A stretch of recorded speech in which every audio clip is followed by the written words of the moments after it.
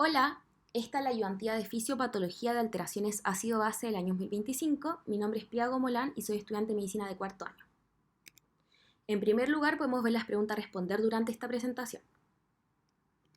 Comenzamos entonces con un caso clínico de un varón de 58 años con una diabetes mellitus tipo 2 mal controlada, el cual consulta por polidipsia, poliuria y vómitos de 24 horas de evolución.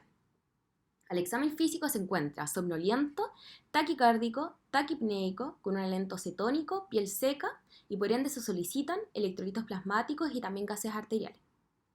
Acá podemos ver los resultados de estos exámenes, comparándolos con sus valores normales que podemos ver acá en la parte inferior. El paciente tiene un pH de 7.12, una presión parcial de CO2 de 24 milímetros de mercurio, también tiene un bicarbonato real de 8 milivalentes por litro, un base excess de menos 18, una calemia de 5.2, natremia de 132, cloremia de 98, glucosa de 420, con cetonemia positiva y un lactato de 2.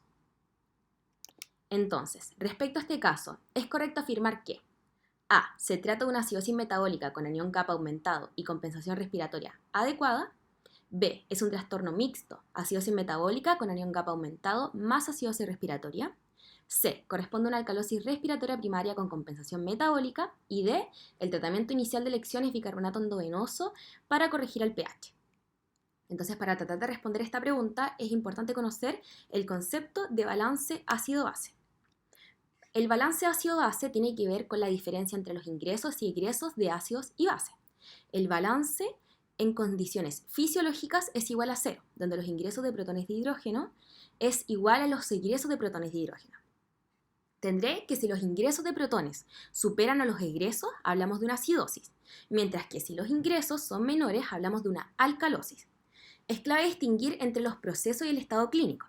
Asimismo, es importante saber que la acidosis no es lo mismo que la acidemia y la alcalosis no es lo mismo que la alcalemia. La terminología correcta se basa básicamente en el pH sanguíneo. Hablamos de acidemia si el pH es menor a 7.35 y hablamos de una alcalemia si el pH es mayor a 7.45. En cuanto a la regulación de la homeostasis ácido-base, tenemos que saber de que cuando hay una alteración primaria, siempre aparece una respuesta secundaria que busca compensarla. Si el trastorno, por un lado, es metabólico, la compensación va a ser respiratoria, modificando así la ventilación y, por ende, la presión parcial de CO2. Por otro lado, si el trastorno es de tipo respiratorio, la compensación va a ser desde el riñón, ajustando los niveles de bicarbonato. El tiempo de respuesta es muy distinto. La compensación respiratoria, por un lado, comienza en minutos y alcanza su máximo entre 12 a 24 horas. En cambio, la compensación renal es más lenta, se inicia entre 6 a 12 horas y puede tardar días en instalarse completamente. Este desfase que podemos ver en la velocidad de compensación es lo que nos permite diferenciar clínicamente un trastorno agudo de un trastorno crónico. A continuación podemos ver los diferentes mecanismos de compensación y regulación del pH y cómo estos van actuando de manera diferida en el tiempo. Los diferentes mecanismos mediante los cuales se ejerce la compensación son los siguientes.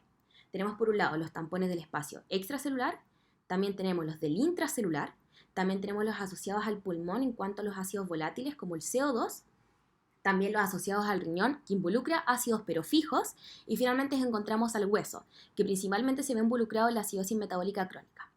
Todo esto sigue una secuencia temporal que va desde acá a el hueso. Entonces va esto desde una línea cronológica, por así decirlo.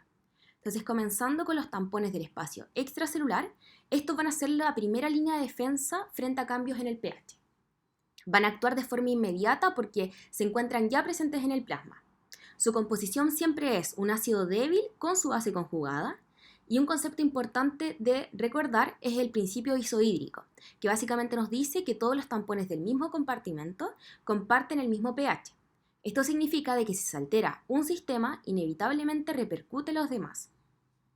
También tenemos la buffer base, que representa la masa total de los tampones en sangre, que es alrededor de 50 miliequivalentes por litro. Dentro de estos tampones, sin duda el más relevante es el bicarbonato. Este sistema tampón-bicarbonato, que si bien no es el único, porque también podemos encontrar los tampones no bicarbonato, que puse el detalle en el anexo 2, que está al final de la presentación. Este sistema tampón-bicarbonato es el principal tampón extracelular. Aporta cerca de 24 mil equivalentes por litro, lo cual corresponde a casi la mitad de la buffer base total. Tiene una regulación dual, por un lado por el pulmón y por el otro por el riñón.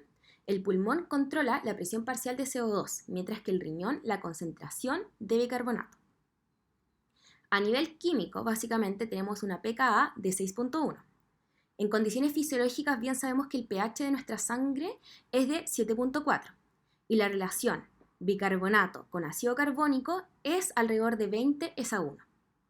Claramente esto no es la relación más óptima desde un punto de vista químico, pero es muy eficiente para defendernos de las cargas ácidas. También dentro de las propiedades de este sistema tampón-bicarbonato es que es un sistema abierto, lo que significa que el CO2 generado puede eliminarse rápidamente por la ventilación alveolar, dándole una gran flexibilidad. Asimismo, otra ventaja es la alta difusibilidad del CO2, lo cual permite un equilibrio rápido entre compartimentos extracelular e intracelular. Y por último, el riñón puede ajustar la disponibilidad de bicarbonato mediante reabsorción, secreción y síntesis, asegurando así un control a más largo plazo. Por esto entonces el sistema de bicarbonato es considerado el pilar fundamental de la regulación ácido-base en nuestro organismo. Acá podemos ver dos figuras, por un lado la ecuación del sistema tampón-bicarbonato y por el otro el cálculo de pH.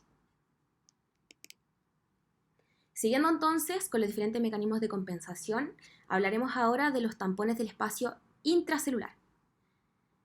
Estos corresponden a la segunda línea de defensa frente a los cambios de pH. Actúan más lentos que los extracelulares.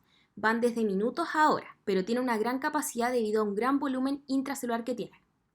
Están compuestos principalmente por proteínas, fosfatos orgánicos y hemoglobina en los glóbulos rojos. Un mecanismo central corresponde al intercambio entre protones de hidrógeno y el potasio, que podemos ver acá. En acidemia, por un lado, podemos ver que el exceso de protones entra a la célula y sale potasio, lo cual genera entonces una hipercalemia. Mientras que la alcalemia ocurre lo contrario. Acá salen los protones de hidrógeno, y entra el potasio, generándose entonces una hipocalemia.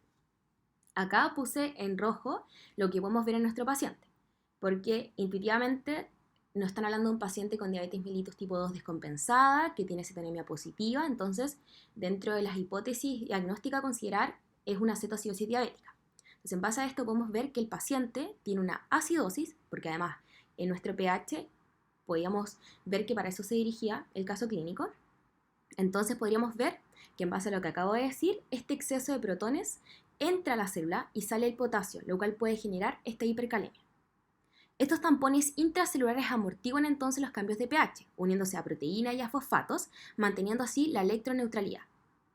Cuando hablamos de una alcalemia metabólica, incluso se estimula la glicólisis para producir ácido láctico, aportando protones al interior de la célula y compensar parcialmente el exceso de bases. Entonces, en resumen, aunque es más lento los tampones intracelulares que los extracelulares, estos son cruciales porque pueden manejar grandes cargas de ácidos o de bases. En tercer lugar, ahora hablando del rol del pulmón en la regulación ácido-base, tenemos que el CO2 producido en el metabolismo es enorme, alrededor de 15.000 milimol al día y debe eliminarse continuamente. Gracias a que el CO2 es altamente difusible y soluble, la ventilación alveolar puede ajustarse muy rápido para mantener este equilibrio. Entonces, este es el mecanismo compensador más rápido en alteraciones metabólicas. Recordando entonces la fisiología, tenemos que el CO2 pasa desde los tejidos a la sangre. En el plasma, una pequeña fracción de este se disuelve y otra se convierte en ácido carbónico, pero la mayor parte entra a los eritrocitos, donde la anhidrasa carbónica lo transforma en bicarbonato más el protón de hidrógeno. En los pulmones, este proceso se invierte y básicamente el bicarbonato se reconvierte en CO2 y luego esto se va a exhalar. Todo esto está controlado por el centro respiratorio en el tronco encefálico, el cual recibe estímulo desde los quimiorreceptores. Dentro de los quimiorreceptores encontramos los periféricos, como las carótidas y la aorta, los cuales van a responder a aumentos de CO2, también a descensos de pH y también de oxígeno. Por otro lado, también tengo los quimiorreceptores centrales, que en cambio son muy sensibles a cambios de pH, pero en el líquido cefalorraquídeo. De esta manera, la ventilación alveolar se ajusta constantemente para estabilizar tanto la presión parcial de CO2 como el pH sanguíneo. Aquí vemos entonces cómo actúa la compensación respiratoria frente a los trastornos metabólicos. Por un lado, en la acidosis metabólica, el descenso del pH estimula los quimiorreceptores, los cuales aumentan la ventilación alveolar, buscando bajar la presión parcial de CO2, lo cual ayuda a que el pH se acerque a lo normal. Un ejemplo típico de esto es la hiperventilación que podemos encontrar en la respiración de tipo Kussmaul en la cetoacidosis diabética. Y por eso acá también lo destaqué, porque se coincide con lo que estamos viendo en nuestro caso, que estaba el paciente taquipneico. Por otro lado, en la alcalosis metabólica ocurre lo contrario. El aumento de pH lleva a la hipoventilación, lo cual busca subir la presión parcial de CO2 y el pH desciende hacia valores normales. Es importante remarcar que esta compensación es siempre parcial, nunca logra normalizar por completo el pH, porque el cambio en cuanto a la presión parcial de CO2 retroalimenta a los quimiorreceptores y limita la respuesta. Asimismo, la compensación es más eficiente en una acidosis metabólica que en la alcalosis.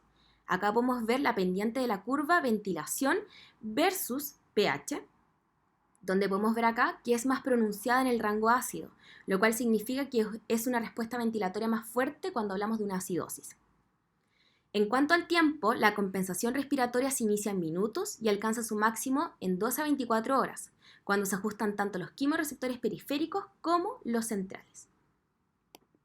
Acá podemos ver un esquema que me dice básicamente que en cuanto a los niveles de mi pH arterial, si el pH es inferior a 7.35, hablamos de una acidosis, mientras que si es superior a 7.35, hablamos de una alcalosis. Dentro de la acidosis, tenemos que, si la acidosis se corresponde con un bicarbonato menor a 24, hablamos de una acidosis de tipo metabólica. Por ende, tendría una compensación de tipo respiratoria, la cual busca tener una presión parcial de CO2 menor a 40 milímetros de mercurio. Por otro lado, si la acidosis se coincide con una presión parcial de CO2 mayor a 40 milímetros de mercurio, hablamos de una acidosis pero de tipo respiratorio, por ende la compensación es principalmente renal, buscando aumentar el bicarbonato mayor a 24. Cuando tenemos un pH mayor a 7.35, hablamos de una alcalosis. Si la alcalosis se corresponde con un bicarbonato mayor a 24, hablamos de una alcalosis de tipo metabólica con una compensación respiratoria, donde se busca aumentar mi presión parcial de CO2 mayor a 40 milímetros de mercurio. Por otro lado, si tengo una presión parcial de CO2 menor a 40 milímetros de mercurio, hablamos de una alcalosis pero de tipo respiratoria, donde la compensación va a ser renal, buscando alcanzar concentraciones de bicarbonatos menores a 24. En el caso de nuestro paciente, podemos ver que hablamos de una acidosis de tipo metabólica. También tenemos que recordar que los trastornos ácido-base pueden ser puros, simples o mixtos. Cuando hablamos de un trastorno puro, no hay compensación. Cuando hablamos de un trastorno simple, hay alteración de un componente, la cual se asocia a la respuesta de compensación por otro componente. Y cuando hablamos de un trastorno mixto, hay una alteración primaria de ambos componentes. Entonces, analizando los valores de los exámenes de nuestro paciente. Él tenía un pH de 7.12, por ende tenemos una acidosis. Tenía una presión parcial de CO2 de 24, un bicarbonato real de 8 y un base excess de menos 18.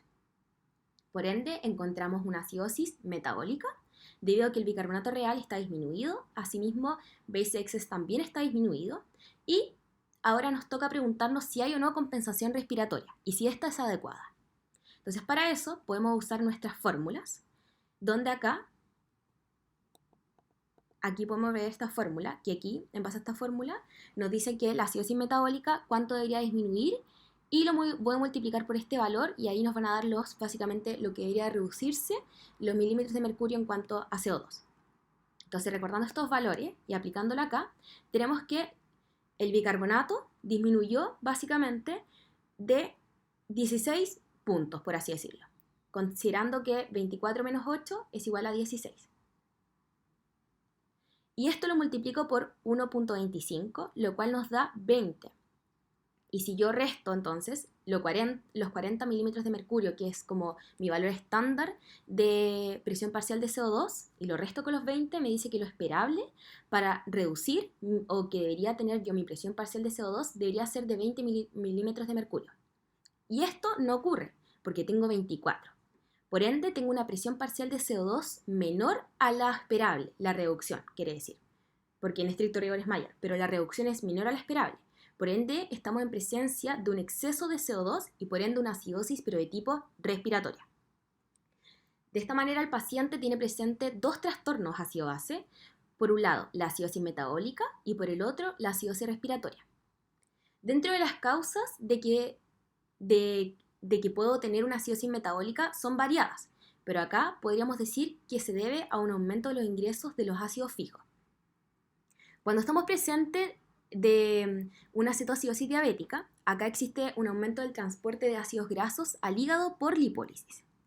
Acá los ácidos grasos sufren la beta-oxidación que origina al acetil-CoA, que se condensa hacia ácido acético, el cual puede pasar a acetona o beta-hidroxibutirato.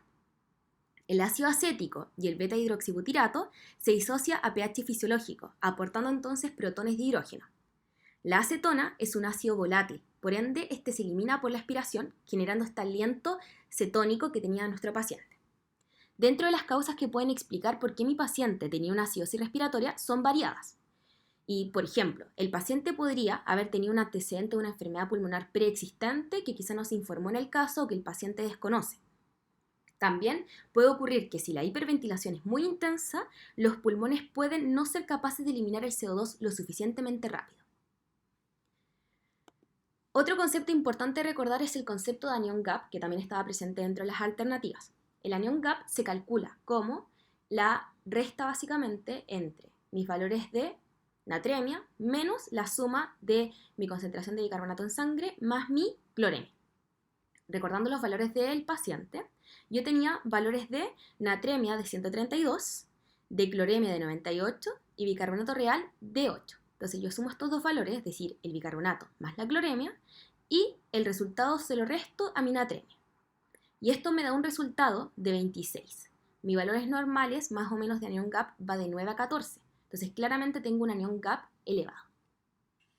Acá tenemos como una mnemotecnia de anion gap, que es Goldmark, que básicamente acá me dicen las diferentes causas que pueden generar que mi paciente pueda tener un anion gap elevado. Y justo dentro de esta se encuentra la cetoacidosis. Dentro de las causas de acidosis metabólicas tengo dos grandes subdivisiones, las con anion gap aumentado y las con anion gap normal.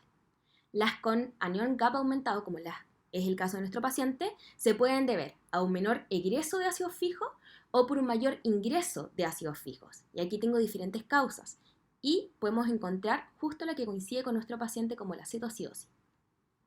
También tengo causas con anion gap normal. Acidosis metabólica no es sinónimo de tener un anion gap aumentado, también puedo tener un anion gap normal. Aquí puedo encontrar, por ejemplo, también un menor ingreso de ácido fijo por diferentes causas como estas, también por pérdida renal de bicarbonato, una pérdida extrarrenal de bicarbonato y también por dilución del líquido extracelular. Acá podemos ver un esquema que básicamente nos habla de una diabetes descompensada, con una hiperglicemia marcada. Dentro de la hiperglicemia, tenemos que la hiperglicemia eleva la osmolaridad plasmática y en consecuencia, debido a esta elevación de la osmolaridad plasmática, el agua sale de las células al espacio extracelular, generando así una hiponatremia de tipo dilucional, debido a que el sodio se diluye. Asimismo, la hiperglicemia produce diuresis osmótica, lo cual conlleva a pérdida de agua y de electrolitos como sodio y potasio. Esto reduce el efecto antidiurético de la ADH y genera que haya mayor pérdida de agua y mayor pérdida de sodio. Asimismo, podemos encontrar que hay una disminución del volumen extracelular. Tendré que el paciente que tiene una cetoacidosis diabética por esta diabetes descompensada, el paciente va a tener esta diuresis osmótica junto a vómitos y, por ejemplo, una polidipsia no compensada. Y esto puede llevar a que haya deshidratación más una contracción del VEC. Al caer el VEC, esto lleva a que haya una caída de la presión arterial. Y esto conlleva a una disminución de la perfusión renal, generando así a una azotemia prerrenal o una insuficiencia prerrenal, generando que haya un aumento de los niveles de BUN y de creatinina. Asimismo, esto también puede llevar a una disminución del volumen arterial efectivo, generando una hipoperfusión e hipoxia tisular, aumentando los niveles de ácido láctico. Por eso era importante también verlos dentro del examen general.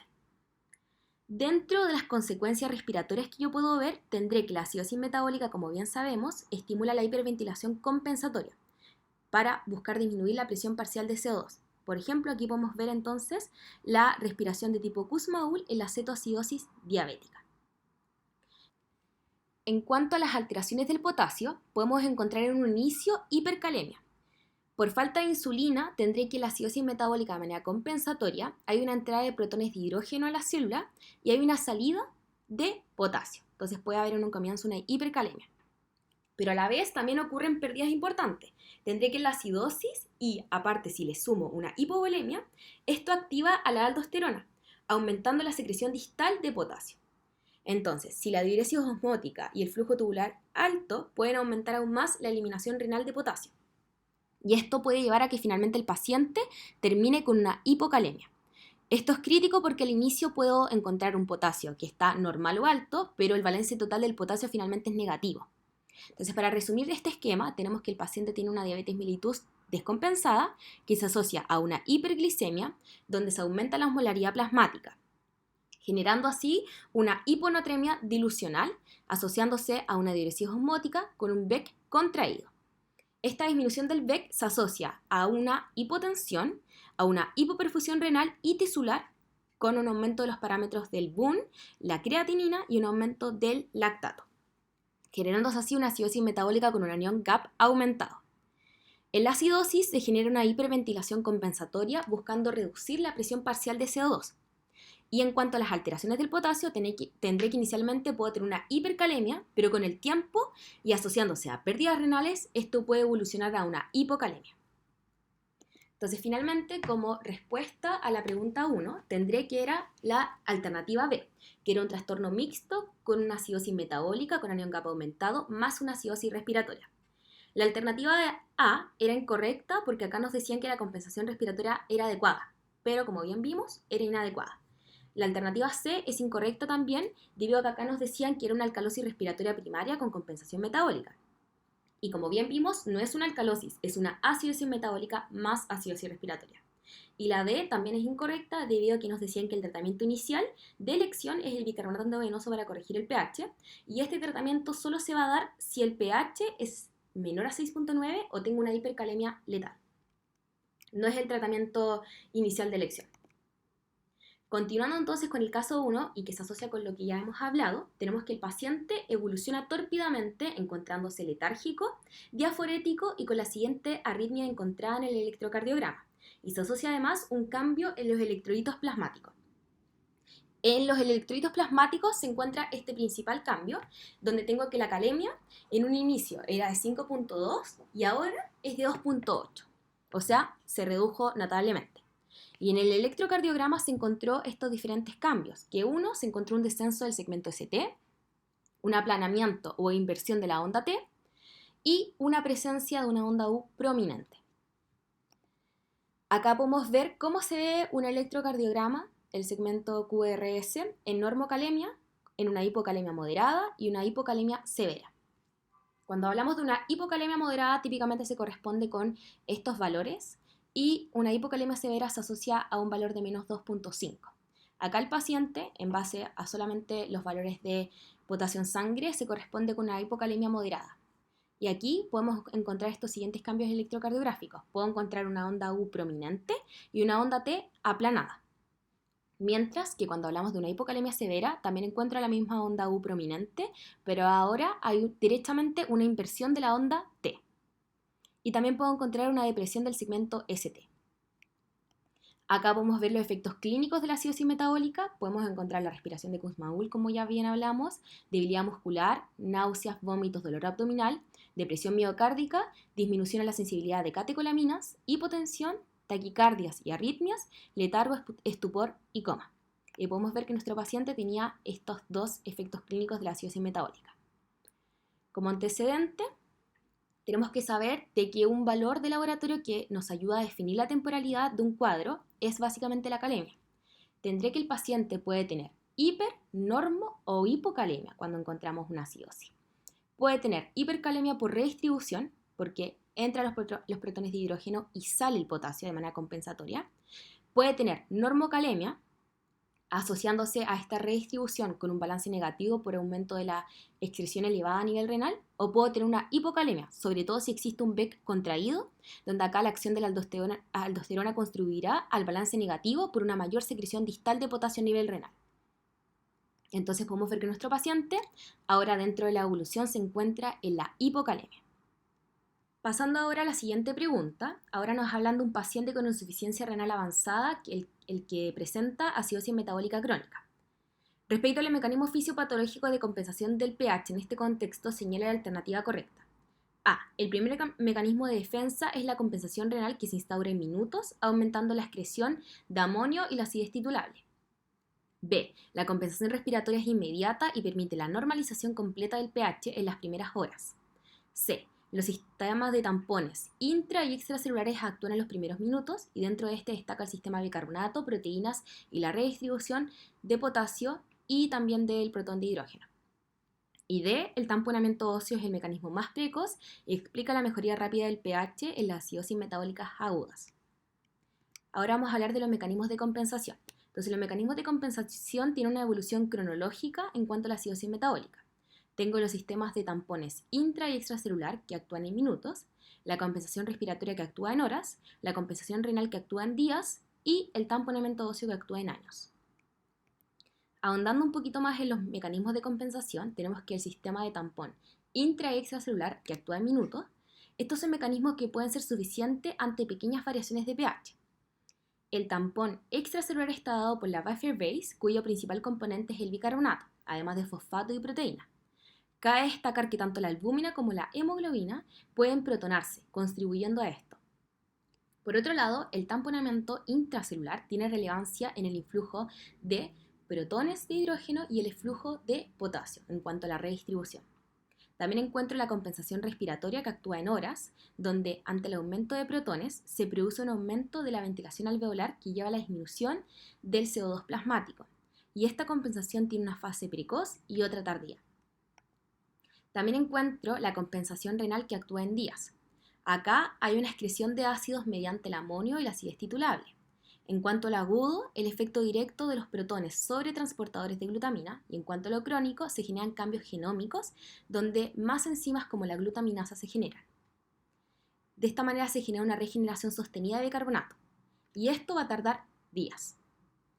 Por otro lado, el tamponamiento óseo tarda en años. Acá los minerales del hueso, como el fosfato o el carbonato, captan protones, y esto se va a observar principalmente en acidosis crónicas, como lo es en la enfermedad renal crónica, generándose de esta manera a largo plazo una desmineralización ósea. Entonces, como respuesta a la pregunta 2, es la alternativa C. Los sistemas tampones intra y extracelular actúan en los primeros minutos y destaca dentro de este el sistema de bicarbonato, proteínas y la redistribución de protones de hidrógeno y potasio. La A es incorrecta porque acá nos decían que el primer mecanismo de defensa es la compensación renal y como bien vimos va tercero en el orden temporal y demora días. La B nos decía que la compensación respiratoria es inmediata y permite la normalización completa del pH en las primeras horas. Este demora horas y permite atenuar el trastorno, no siempre va a permitir la normalización completa, a menos que sea pequeña, como acabamos de decir. Y por último, el tamponamiento óseo es el mecanismo más precoz y explica la mejoría rápida del pH en las acidosis metabólicas agudas. Al contrario, es el más tardío y es típico de acidosis metabólicas crónicas, como puedo encontrar en la enfermedad renal crónica. La pregunta 3 es la siguiente. Ahora nos dicen que cuando se analizan los parámetros ácido-básicos sanguíneos de un paciente con un pH 7.58 que cambia a 7.49 cuando la presión parcial de CO2 se ajusta a 40 milímetros de mercurio. Y en base a esto es correcto señalar lo siguiente. A. El paciente presenta una alcalosis respiratoria compensada con una acidosis metabólica. B. Se trata de un trastorno agudo que no ha sido compensado. C. El bicarbonato real debiera ser igual al estándar. D. El paciente presenta una hipercapnia y E. Existe el riesgo de un balance negativo de potasio. Entonces, para analizar esta pregunta, la vamos a dividir en dos grandes partes. Por un lado, para evaluar el balance ácido-base con la presión parcial de CO2 ajustada por laboratorio, o sea, básicamente con valores de 40 milímetros de mercurio, esto te permite identificar trastornos metabólicos. Esto porque al ajustar la presión parcial de CO2 a 40 milímetros de mercurio, se cumple que el bicarbonato real sea igual al bicarbonato estándar. En segundo lugar, se anula el componente respiratorio sobre el pH, estableciéndose el pH estándar que está determinado solo por el bicarbonato estándar. Entonces, si yo cuando ajusto esto me da un pH mayor a 7.45, hablamos de una alcalosis metabólica. Si el pH es normal, directamente no hay un trastorno metabólico, y si el pH es menor a 7.35, hay una acidosis metabólica. Podemos ver que en este caso el paciente tenía un pH, al ajustarlo, de 7.49. Por ende, es coincidente con una alcalosis de tipo metabólica. En segundo lugar, es importante dentro de esto mismo, al evaluar el balance ácido-base con una presión parcial de CO2 en el estado basal del paciente, conociéndose de antemano el estado del balance de ácido-base de origen metabólico, esto te permite establecer el diagnóstico ácido-base final. Dentro de los aspectos a considerar tenemos que, si al ajustar la presión parcial de CO2 hubo una disminución del pH, se puede concluir que la presión parcial de CO2 inicial era menor y que el ajuste consistió en básicamente al aumentar esta presión parcial de CO2 hasta 40. Y lo mismo sucede viceversa. Acá, dado que no se entrega el valor de la presión parcial de CO2 en el estado basal del paciente, no se puede conocer si existía o no un trastorno respiratorio propiamente tal, por lo que habrá que deducirlo en virtud del siguiente algoritmo y del mismo caso clínico. Y por último, recordar que los trastornos puros orientan a una evolución aguda, porque no han sido compensados aún, en tanto que los trastornos simples orientan a una evolución más crónica, porque ya han sido compensados.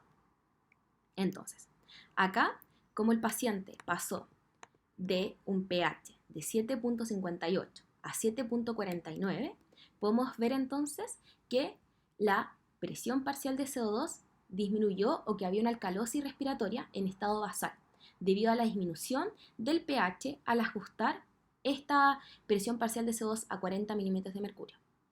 Y dentro de esto, una vez que ya dijimos, ya directamente está este trastorno, tenemos que ver si se acompaña de una alcalosis metabólica, o si no hay trastorno metabólico, o si hay una acidosis metabólica. Entonces, en un comienzo, lo primero que hacemos es ajustar la presión parcial de CO2 a 40 milímetros de mercurio. De esta manera eliminamos el componente respiratorio de la ecuación. Si después de este ajuste el pH sigue elevado, como es el caso del paciente, que seguía teniendo un pH mayor a 7.45, porque era de 7.49 en el caso propiamente tal, básicamente hay una alcalosis metabólica primaria, ya que el problema persiste aún sin este componente respiratorio. Entonces, cuando esto ocurre, tenemos que decir, ya, hay una alcalosis metabólica. Y asimismo, porque como bien dijimos, el paciente disminuyó el pH al ajustar la presión parcial de CO2 a 40 milímetros de mercurio. De esta manera podríamos decir que hay una alcalosis de tipo metabólica con un pH mayor a 7.45. Entonces podemos encontrar tanto una alcalosis metabólica como respiratoria, por ende encontramos un trastorno mixto. Encontramos una alcalosis metabólica que persiste incluso al normalizar la presión parcial de CO2, lo cual se asocia a un exceso de bicarbonato. Y también encontramos una alcalosis de tipo respiratorio, debido a que al hecho de que inicialmente el pH fuese aún más alto, que era de 7.58 antes de ajustar este valor, indica que básicamente la presión parcial de CO2 estaba baja y contribuyó al aumento del pH.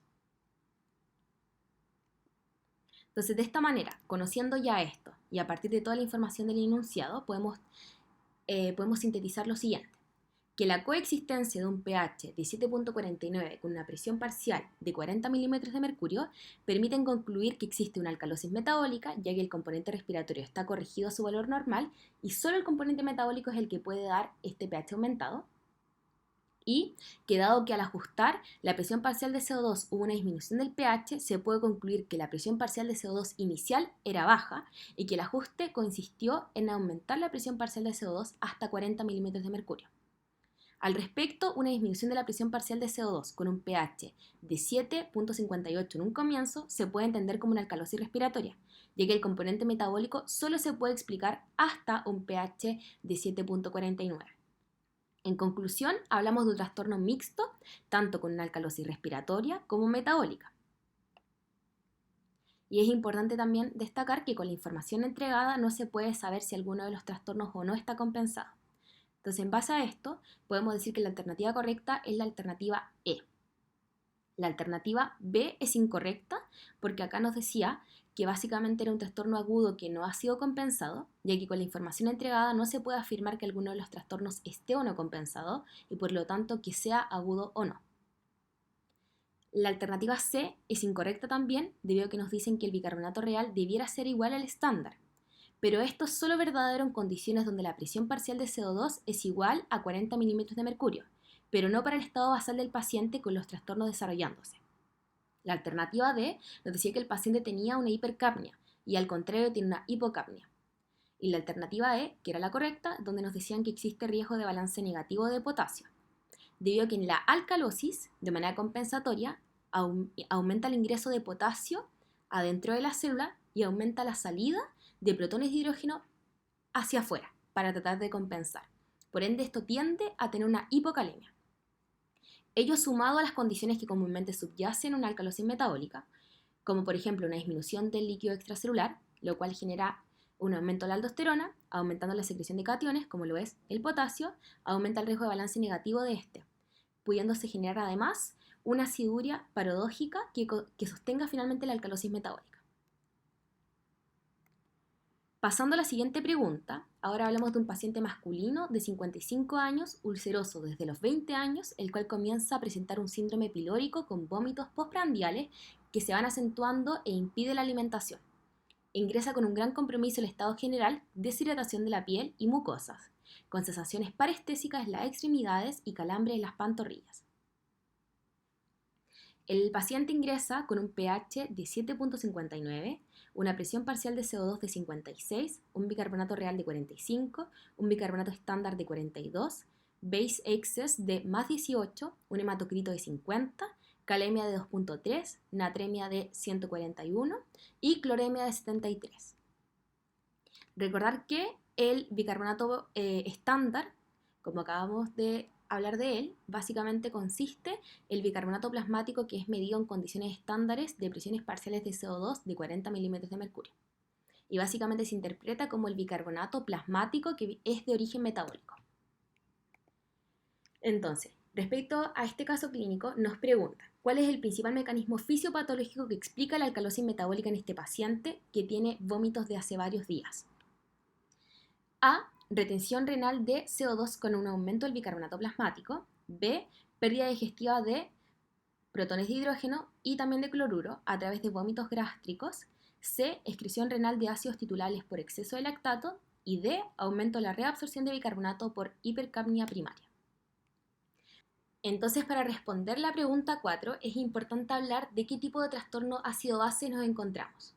Acá nos encontramos frente a una alcalosis metabólica debido a que el paciente tiene un base excess positivo. De hecho, es de más 18. Y este corresponde a nuestro trastorno primario. Y este se asocia a una acidosis respiratoria porque encontramos una PCO2 elevada que se encontraría como un trastorno secundario.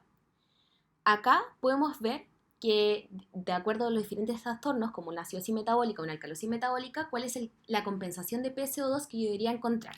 Entonces, en base a esto, podemos ver, y aplicando finalmente estas fórmulas, podemos ver que la PCO2 esperada para una compensación fisiológica adecuada debería ser de 55.75 milímetros de mercurio. Y nuestro paciente tenía de 56, lo cual es lo mismo esto aproximado, por ende hablamos de un trastorno simple. Un trastorno simple es aquel estado ácido-base resultante de un trastorno primario y su correspondiente respuesta compensatoria o trastorno secundario, y que en este caso hablamos de una compensación fisiológica adecuada. Dentro de las etapas de la alcalosis metabólica, esta la podemos subdividir en la etapa de generación, mantención, compensación y finalmente recuperación. Dentro de la etapa de generación de una alcalosis metabólica se puede generar por una pérdida de protones, por ejemplo por vómitos o aspiración gástrica, una ganancia de bases, por ejemplo por un exceso de bicarbonato, o por un influjo celular de protones a la célula, con una correspondiente salida de potasio, generándose una hipocalemia. Dentro de los mecanismos de mantención se asocia un aumento del umbral renal de bicarbonato, que se puede acompañar dentro de los diferentes mecanismos de mantención, por ejemplo, a una depresión de cloruro. Sin cloro, las células intercaladas betas del túbulo colector no pueden secretar bicarbonato. También se puede acompañar dentro de este mecanismo de mantención a la contracción del volumen extracelular, lo cual activa mi sistema renina-angiotensina-aldosterona, aumentando la secreción de protones de hidrógeno.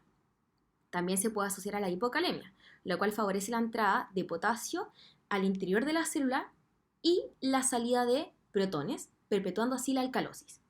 También se puede acompañar de una hipercapnia secundaria, lo cual genera esta aciduria paradójica, y también se puede acompañar de un hiperaldosteronismo, lo cual aumenta la secreción de protones en el túbulo distal. Dentro de la compensación podemos encontrar mecanismos que intentan corregir el pH, y dentro de esto encontramos los tampones extracelulares no bicarbonato, intracelulares debido al intercambio de protones de hidrógeno con el potasio. También la hipoventilación buscando aumentar la presión parcial de CO2 generando una acidosis respiratoria, y también la regulación renal siempre y cuando no hayan alteraciones hidroelectrolíticas que lo limiten.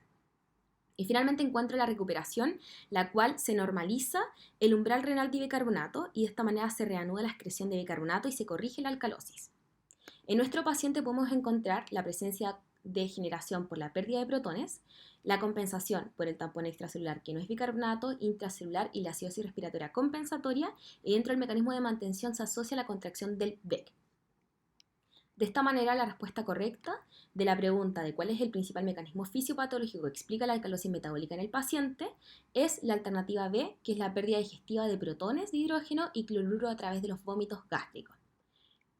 Siguiendo con el mismo caso clínico, pero cambiando de pregunta, ahora nos hacen la siguiente. ¿Por qué la hipoventilación observada en este paciente no logra compensar de manera efectiva la alcalosis metabólica? Y las siguientes alternativas son: A, porque la hipoventilación disminuye el CO2, lo cual agrava la alcalosis.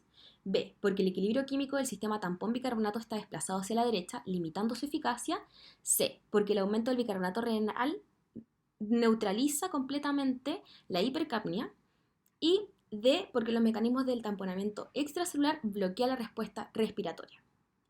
Recordando, dentro de los mecanismos compensatorios hablamos de la regulación respiratoria y la excreción de CO2. Y acá hablamos de que cuando tengo una alcalosis metabólica, por ende tengo un aumento del pH, se genera una hipoventilación compensatoria buscando aumentar mi presión parcial de CO2, buscando descender el pH hacia lo normal. Dentro de esto bien dijimos que la pendiente de la curva de ventilación pH versus pH es mayor en el rango ácido. Por ende, tengo que la respuesta o la compensación es más potente frente a una acidosis metabólica que en una alcalosis metabólica. Entonces, en el rango alcalino, la pendiente, como podemos ver acá, es menor y por ende hay una respuesta más débil frente a este trastorno. Entonces, en la alcalosis metabólica, la compensación respiratoria es menos eficiente que en la acidosis. De esta manera, la respuesta correcta sería la alternativa B también, que es porque el equilibrio químico del sistema tampón bicarbonato está desplazado hacia la derecha, limitando su eficacia. Siguiendo con el mismo caso, tenemos la pregunta 6, que es ¿cuál es el papel de la hipocalemia en el mantenimiento de la alcalosis metabólica en este paciente? A. Favorece la retención renal de protones, aumentando la acidez plasmática. B. Estimula la secreción tubular de protones y la reabsorción de bicarbonato, perpetuando la alcalosis. C. Inhibe la acción de la aldosterona sobre el nefrón distal. Y D. Reduce la reabsorción de cloruro, favoreciendo la acidosis metabólica. Entonces, habíamos hablado de los mecanismos de mantención de la alcalosis metabólica y acá uno de los que dijimos era la depresión de potasio, donde acá se produce una traslocación del potasio al intravascular y un aumento del pool intracelular de protones de manera compensatoria. Entonces, de esta manera, la alternativa correcta también es la alternativa B, que es estimula la secreción tubular de protones y la reabsorción de bicarbonato, perpetuando la alcalosis.